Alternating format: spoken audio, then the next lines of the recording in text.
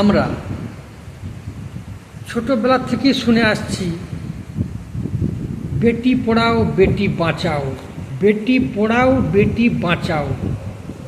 বেটিকে তো পড়ানোর জন্যে তার মা বাবা, বাড়ির কেউ না কেউ প্রচণ্ড কষ্ট করেও যেখান থেকেও টাকা পয়সা জোগাড় করে পড়ানোর চেষ্টা করে। কিন্তু বাঁচার রাস্তা কোথায়?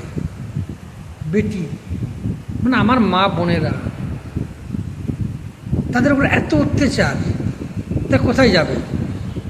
এই যে আরজি কর হাসপাতালে ঘটনাটা ঘটল, এর পরেও কি আমরা চুপ থাকবো?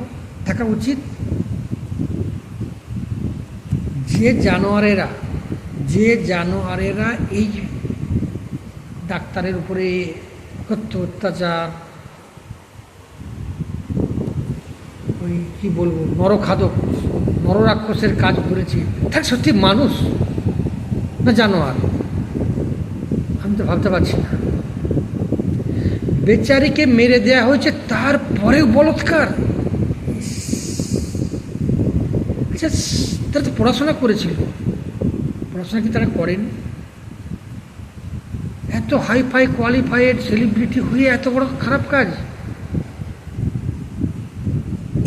তাই জাগো, জাগো ইন্ডিয়া জাগো, সব ছেড়ে ছুড়ে দিয়ে জাগো, কিছু করার চেষ্টা করো।